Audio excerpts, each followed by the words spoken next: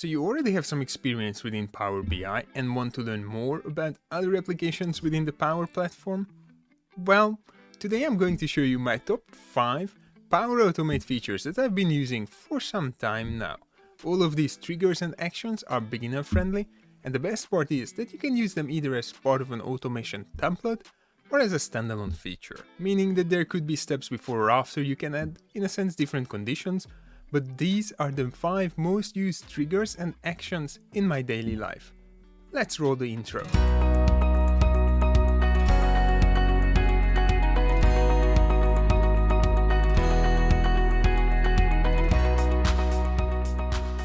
Hello and welcome to BI-Lingual Analytics. My name is Roland and I'm here to help you to learn more about Power BI.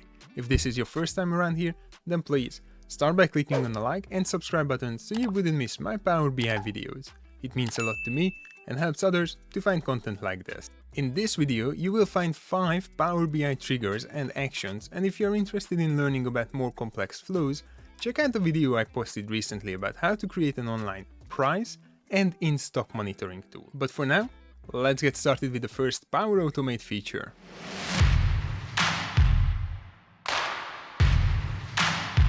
I think the best way to get started with Power Automate in Power BI is by using the Power BI button clicked trigger. It adds a clickable Power Automate button to any report. Let me show you how. In Power BI Desktop, select the Power Automate visual. Click on the 3 dots and edit. Once this page loads, you can find your automations here, like my Power BI button flow. Select this and click on Apply, and now we can go back to the report page. And there you go, a nice Power Automate blue button is added. Why is that useful? Well, there could be any kind of automation behind that button. I mean, all of these Power Automate actions are available when a report user clicks on a button.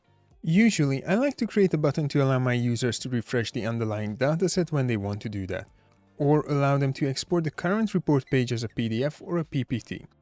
Lately, I've been exploring how to utilize this button in more complex scenarios, where I only want the automation to run after a user input.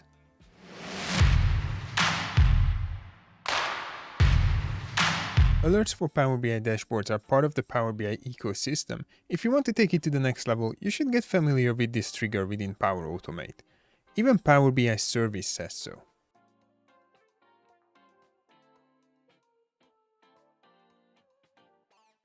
First of all, you select the alert itself. In our case, let's just go with the first alert I set up previously, called Oros Master Availability, and then you can set up conditions. What should happen when the alert is triggered? Within Power Automate, you can create alerts based on multiple criteria. Let's say when sales hits $1 million and profit is above 50%. A few weeks ago, I posted a tutorial on how to create an online price and in-stock monitoring tool. You can find a link to that video at the top right corner and in the description below. Check out the last chapter where I talk about this Power Automate feature in more details.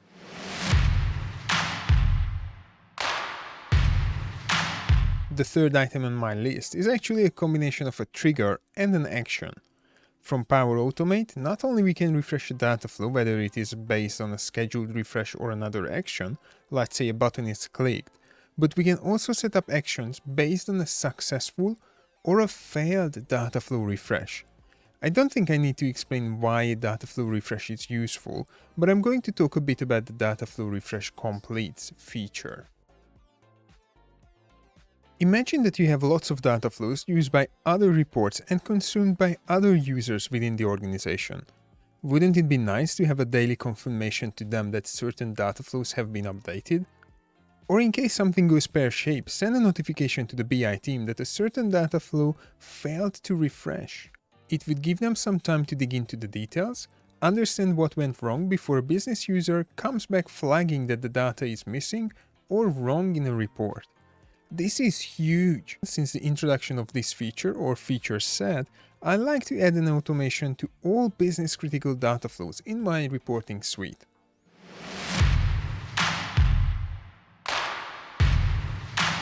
While it is possible to set up scheduled dataset refreshes from Power BI Service, Power Automate gives much more flexibility.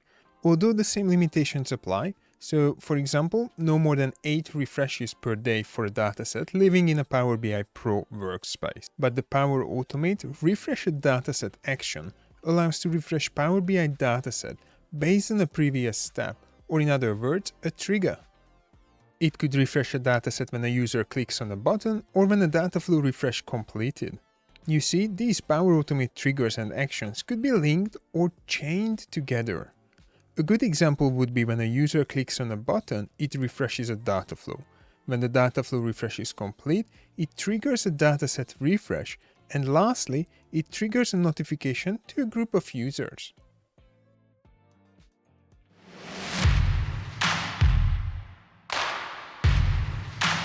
Technically, these triggers are not part of the Power BI connector in Power Automate, but I reckon there are at least one table or query in every organization where the underlying data sits in a SharePoint folder. Sure thing, it's not optimal, it's not a SQL server, it's not a Dataflow, and all the other not, but it is an easy and quick way to store data to answer business questions. Using the when an item is created or modified trigger allows fully automated report refreshes when the raw data is stored in a SharePoint folder. In Power Automate, we can define the next step, and it could be a dataset refresh. And just like that, a non-Power BI connector in Power Automate is used to drive an action in Power BI.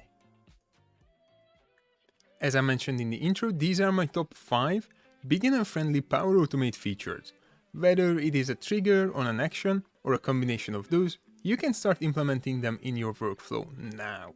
If you want to branch out or explore other applications within the Power Platform, I reckon Power Automate is the best one to start with. If you have any questions about the topics we covered today, or would like to see more tutorials on how to benefit from the Power Platform as a Power BI developer or user, let me know in the comment sections below. I will be more than happy to share what I have learned so far about them. As you stay till the end, I'm sure you like this video, so please consider hitting the like and subscribe buttons, and make sure to watch more of my tutorials, like these ones above me. Thanks for watching, and see you in the next one.